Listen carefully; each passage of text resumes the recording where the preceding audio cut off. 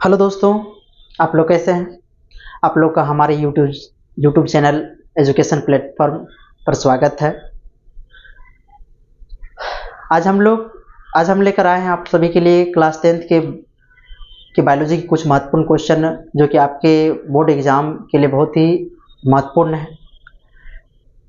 तो आज का जो सेशन और जो बच्चे केमिस्ट्री का ऑब्जेक्टिव नहीं देखे हैं तो बच्चे अवश्य जाकर मेरे यूट्यूब चैनल पर जाकर देख सकते हैं कि सभी वीडियो मैंने आप लोगों के लिए डाल रखा। पहले कुछ वीडियो का क्वालिटी गड़बड़ है, मतलब आवाज़ उसमें आपका बाहरी आवाज़ सभी है, ठीक है। तो उसके बाद कुछ वीडियो जो है डाले हैं तो उसमें आपका आवाज़ बिल्कुल ही क्लियर है, तो आपको वहाँ जाकर देख सकते हैं। और कुछ महत्वपूर्ण फॉर्मूला भी डाले हुए हैं जो आप देख सकते हो, जो आपके एग्जाम में पूछे जाते हैं। तो आज हम लोग बायोलॉजी का पहला चैप्टर का कुछ महत्वपूर्ण ऑब्जेक्टिव लेकर आए हैं और चैप्टर वाइज मैं आपको ये वीडियो जो है चैप्टर वाइज उपलब्ध करवाऊंगा, जैसे पार्ट 1, पार्ट 2, पार्ट 3 ऐसे करके मैं जो भी जितने भी महत्वपूर्ण ऑब्जेक्टिव आपका बन सकते हैं चैप्टर वाइज वो मैं आप लोगों के लिए लेकर आऊंगा, ठीक है। तो चलिए देखते हैं कि हमारा पहला क्वेश्चन क्या है। आज का हमारा पहला क्वेश्चन क्या है। तो जैसे पहला चैप्टर ही आपका है कि जैव प्रक्रम पोषण की बात करेंगे हम लोग, ठीक है। चलिए देखिए क्या है। तो पहला क्वेश्चन हमारा है कि स्वपोषी भोजन के लिए आवश्यक है। स्वपोषी जो अपना भोजन स्वयं निर्माण करते हैं, जैसे हरे पेड़ पौधे आपका जो होते हैं वह अपना भोजन स्वयं निर्माण करते हैं, उसके लिए जो आवश्यक पदार्थ की जरूरत होती है उनको, तो क्या सभी क्लोरोफिल, सूर्य प्रकाश, जल और कार्बन डाइऑक्साइड इनकी ज़रूरत होती है इन्हें। तो आप भी कह सकते हो कि स्वपोषी भोजन के लिए जो है आपका आवश्यक क्या सभी आवश्यक है, तो क्लोरोफिल भी आवश्यक है, सूर्य प्रकाश भी आवश्यक है, जल और कार्बन डाइऑक्साइड भी आवश्यक है। तो इनमें से आपका ऑप्शन कौन सा हो जाएगा, तो इनमें से आपका ऑप्शन हो जाएगा डी नंबर का, इनमें से सभी हो जाएगा, ठीक है। चलिए आगे हम लोग बढ़ते हैं। क्या हमारा क्वेश्चन दूसरा, इनमें कौन प्रकाश संश्लेषी अंगक है। प्रकाश संश्लेषी अंगक है, अगर आपसे यहाँ पर प्रकाश संश्लेषी अंगक पूछा जा रहा है तो आप निश्चित तौर पर याद रखेंगे कि हरित लवक जो है आपका, हरित लवक ये क्या हो जाएगा, आपका प्रकाश संश्लेषी अंगक है। लेकिन अगर वहीं पर प्रकाश संश्लेषी अंग पूछे तो आप कह सकते हो कि प्रकाश संश्लेषी अंग जो होगा वो आपका पत्ती हो जाएगा। प्रकाश संश्लेषी अंग कौन होगा, तो आप इस बात का भी ध्यान रख सकते हो कि जो प्रकाश संश्लेषी जो अंग है वह आपका होता है पत्ती। क्या होता है, पत्ती, ठीक है। तो आप इस चीज को ध्यान रखेंगे। उसके बाद अगर हम लोग देखें कि तीसरा नंबर क्वेश्चन हमारा क्या है कि वायुमंडल में CO2 का कितना प्रतिशत होता है। तो वायुमंडल में जो आपका CO2 है वह आपका कितना, तो 0.03% होता है, इस बात का ध्यान रखिएगा। तो यहाँ पर हम लोग क्लियर कर देते कुछ बातें। जैसे कार्बन डाइऑक्साइड की जो मात्रा है वायुमंडल में कितनी होती है, वो आपका 0.03% होता है। देख सकते हैं कि ऑप्शन बिल्कुल आपको कंफ्यूज करने लायक है, ठीक है, तो इसलिए ध्यान से। उसके बाद अगर मैं बात करूं O2 का, तो ऑक्सीजन आपका 21% होता है, और वहां पर फिर आपका N2 नाइट्रोजन गैस जो होते हैं वो 78% होते हैं। ये आप तीनों याद रख सकते हैं, ठीक है। तो चलिए देखते हैं हम लोग आगे। ये अगला हमारा जो क्वेश्चन है वो क्या है, अरे प्रकाश संश्लेषण प्रक्रम में निम्नलिखित में क्या नहीं होता है। प्रकाश संश्लेषण प्रक्रम में निम्नलिखित में क्या नहीं होता है, तो चलिए देखते हैं क्या है, क्या सभी है।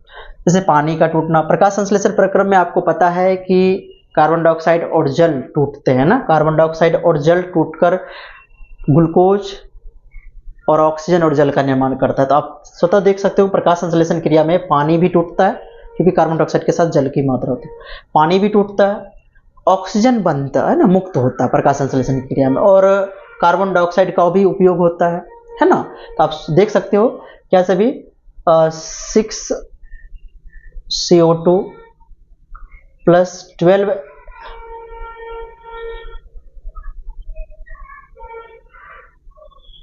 H2O बैलेंस कर लेंगे हम लोग, तो ये बना लेता है 6H12O6, प्लस में ये O2 बना लेता है, प्लस में ये आपका H2O बना लेता है। तो बैलेंस कर दीजिए, सभी जगह बैलेंस हो जाएगा। तो देख सकते हैं कि हाइड्रोजन यहाँ 12 है, 24 है, तो यहाँ पर आपका 12 लग जाएगा, ठीक है। बाद बाकी आपका सभी बैलेंस है। तो देख सकते हो कि प्रकाश संश्लेषण क्रिया में जो है आपका क्या सभी बन रहा है, जैसे कार्बन डाइऑक्साइड देख सकते हो उपयोग हो रहा है, जल यहाँ से भी टूट रहा है तो ग्लूकोज बना रहा है और क्या बना रहा है, ऑक्सीजन मुक्त कर रहा है ना, जल भी बन रहा है। तो देख सकते हैं कि आपका कार्बन डाइऑक्साइड तो मुक्त नहीं हो रहा। ऑप्शन जो आपका यहाँ पर क्या सभी ऑप्शन है, देखिए पहला ऑप्शन है कि पानी का टूटना, बिल्कुल पानी टूट रहा है, पानी यहाँ से बिल्कुल टूट रहा है आपका। उसके बाद है CO2 का मुक्त होना, तो देखिए CO2 मुक्त होने का मतलब जो अभिक्रिया के फलस्वरूप बना है तो वो बनना निकलना चाहिए, तो कहीं पर तो आपका CO2 मुक्त नहीं है, तो आपका ऑप्शन नंबर क्या हो जाएगा, इसका बी आपका सही आंसर हो जाएगा। ठीक है। उसके बाद है कि ग्रहणी किसका भाग होता है। ग्रहणी आपको पता है कि छोटी आंत का भाग होता है। किसका होता है, छोटी आंत का भाग आपका कौन सा होता है, ग्रहणी होता है ना। जैसे छोटी आंत के 3 भाग होते हैं आपका, ग्रहणी, जेजुनम और इलियम होते हैं, इस बात का आप याद रखेंगे। और छोटी आंत के इलियम में ही क्या होता है, भोजन का पूर्ण पाचन होता है, इस बात का ध्यान रखना। और आमाशय से एक क्या होते हैं आपका, एक रस निकलता है, मतलब जो आप कह सकते हैं अम्ल निकलता है, जो हाइड्रोक्लोरिक अम्ल होते हैं, आमाशय स्रावित, आमाशय की दीवार से स्रावित होने वाला अम्ल है। छोटी आंत को कभी कभी हो सकता है क्या, यहाँ पर जो आपका ऑप्शन है छोटी आंत, इसके जगह क्षुद्रांत्र भी दिया रह सकता है कि एनसीईआरटी ने अगर आप देखिएगा तो उसमें क्या होगा आपका जो, तो छोटी आंत को क्षुद्रांत्र लिखा है, क्या लिखा है, क्षुद्रांत्र लिखा है। उसके बाद कहते हैं कि इनमें किसके द्वारा अमीबा भोजन का अंतर्ग्रहण करता है। तो अमीबा जो है भोजन का अंतर्ग्रहण, जिस प्रकार आप जानते हो कि अमीबा जो है एक कोशिकीय जीव है और ये अपना भोजन जो है कूटपाद की सहायता से, किसकी सहायता से, कूटपाद की सहायता से जो है ये अपना भोजन अंतर्ग्रहण करते, भोजन को ग्रहण करते कूटपाद की सहायता से। किसकी सहायता से, कूटपाद की सहायता से।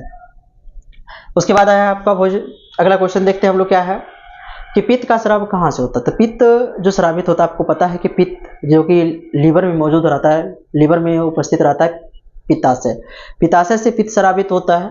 तो पित्ताशय से पित्त स्रावित होता है, तो यहाँ पर यानी कि पित्ताशय आखिर पाया कहाँ जाता है, तो आप याद रखेंगे यकृत में। कहाँ पर, यकृत में। ठीक है, आप इस बात का ध्यान रखेंगे। उसके बाद है कि निम्नलिखित में से किसके रंध्र, निम्नलिखित में से किससे रंध्र के छिद्र घिरे रहते हैं। तो रंध्र के छिद्र जो घिरे रहते हैं, आप याद रखिएगा कि रंध्र के चारों ओर जो रंध्र जो घिरा रहता है वो गार्ड सेल से, यानी गार्ड कोशिका द्वारा वह क्या रहता है, घिरा हुआ रहता है। ठीक है, याद रखेंगे। उसके बाद है आपका कि निम्नलिखित में से किस रंग की प्रकाश किरण प्रकाश संश्लेषण के लिए सबसे ज्यादा प्रभावी होता है। तो आप याद रखेंगे सबसे ज्यादा प्रभावी आपका लाल रंग हो जाएगा। कौन सा रंग हो जाएगा, लाल रंग हो जाएगा इसमें। कि निम्नलिखित में से किस प्रकाश किरण, निम्नलिखित में से किस रंग की प्रकाश किरण प्रकाश संश्लेषण के लिए सबसे ज्यादा प्रभावी है। तो आप याद रखोगे लाल रंग।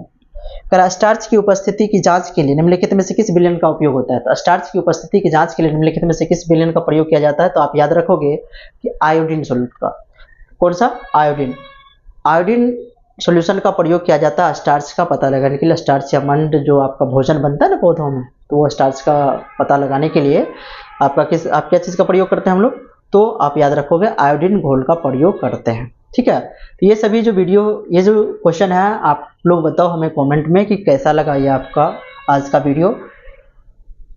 तो अगली वीडियो आप लोग को कल प्रोवाइड करा दूंगा ये। ठीक है, तो 10 क्वेश्चन ये है, तो मैं उम्मीद करूंगा कि आप लोग कॉपी पेन लेकर बैठे और इस क्वेश्चन को नोट करें ना। जितने भी चैप्टर वाइज क्वेश्चन है मैं आप लोगों के लिए, अगर वो उतना मैं कर दूं तो मेरे ख्याल से नहीं लगता है कि उसे कुछ और बाहर जा सकता है। तो आप लोग प्रयास करो कि ऐसा जरूरी नहीं कि यही आ जाए, थोड़ा बहुत, लेकिन जितना भी है आपका परसेंटेज अच्छा आ सकता है, ऐसा नहीं है। ठीक है, तो आप लोग इस सभी क्वेश्चन को नोट कर लीजिएगा। आज 10 क्वेश्चन है, अगली क्लास में मैं पार्ट वाइज करके 3 पार्ट करके आपको मैं लगभग 30 क्वेश्चन एक चैप्टर से 30-40 क्वेश्चन आपको मैं कराने वाला हूँ। ठीक है, चैप्टर वाइज। तो जितने भी इंपॉर्टेंट ऑब्जेक्टिव बन सकते हैं मैं वो सारे आप लोगों के सामने लाऊंगा। तो आप लोग कमेंट करके हमें बताइए कि हमारा जो ये सेशन है आज आप लोगों को कैसा लगा। चलिए, धन्यवाद।